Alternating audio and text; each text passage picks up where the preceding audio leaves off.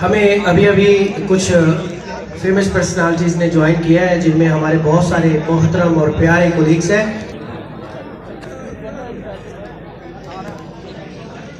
तो कल रात डेंगी ने मुझे काटा,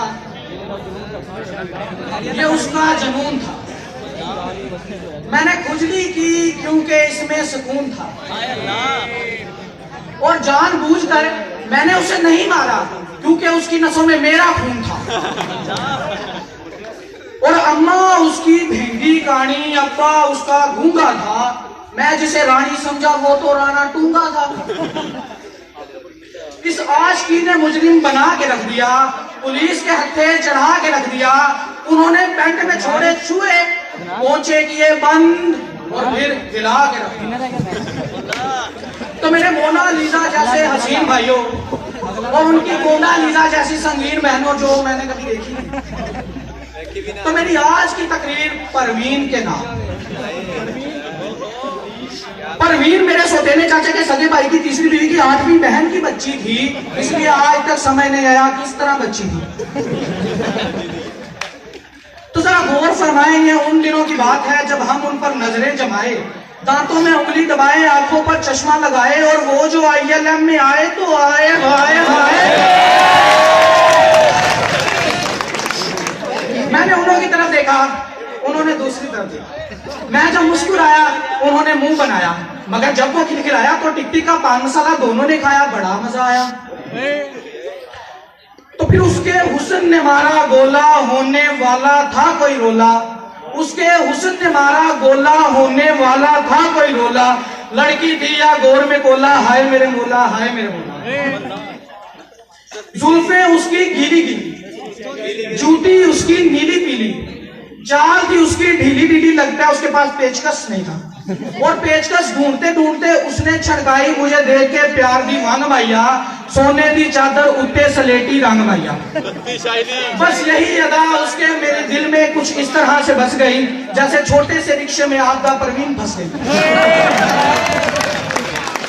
फिर इतवार की रात हुई, हमारी पहली मुलाकात हुई। दोनों एक दूसरे के इतना करीब आते हैं जैसे आटे को देखकर गरीब आते हैं। वो आगे बढ़ी, मैंने आयतल कुर्सी पढ़ी। उसकी सुर्ख आंखों में देखकर मैं हो गया बेगाना। वो तो बाद में पता चला पगली चर्च पीती थी रोजाना। मैं बोला मेरी जुल्फों का नरमी से छू लो वरना पापी छू लो। उसे मनाने दियो, वो बोली नीला पीला रंग न कर पप्पू यार तंग न कर।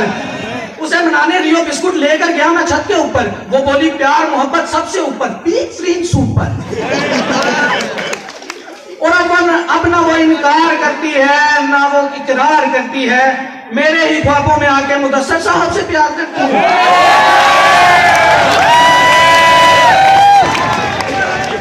और इस वाक़ये के बाद मुझ पर यह आया हुआ कि लाहौर की लड़कियां ढोलकी बजाती हैं, फैसलाबाद की लड़कियां जुगतें लगाती हैं, मुल्तान की लड़कियां आंखें दिखाती हैं, मगर ILM की लड़कियां पागल बनाती हैं।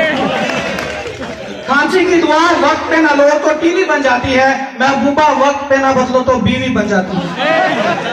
और इस बार मैंने महबूब के बजाय जमाने को बदलने की ठानी, मगर मुझे देखकर हुए हैरानी कि बज़ाहिर तो ये लैपटॉप देने वाले मेरठ नवाज नजर आते हैं, पर करप्शन के मामले में ये तो शहबाज नजर आते हैं।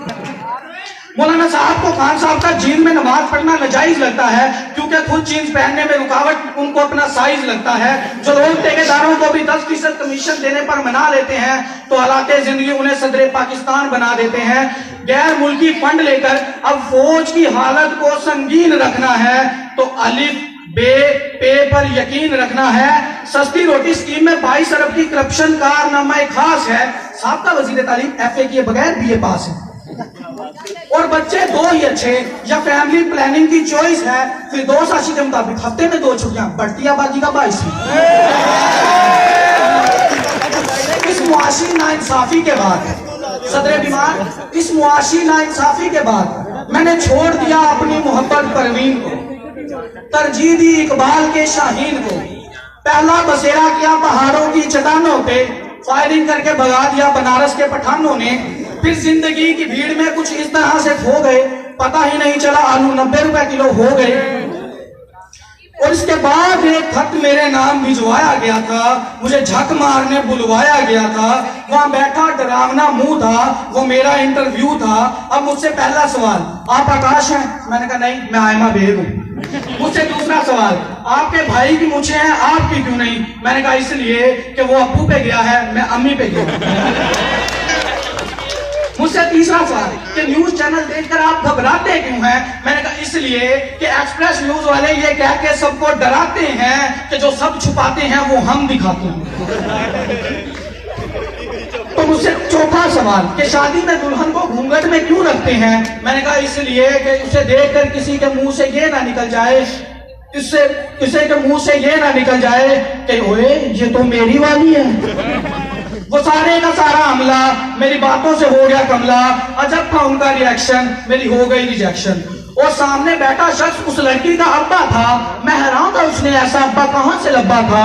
और उसके नाना ने भी ये कह के मुझसे रिश्ता तोड़ दिया कि मूंगफली में दाना नहीं, हम तुम्हारे नाना नहीं। उसके बाद जनाब सदर आज तक मेरा कोई दुश्मन नहीं है, क्योंकि मैं डिंग डोंग दिखाता हूँ और सबको दोस्त बनाता हूँ। शुक्रिया।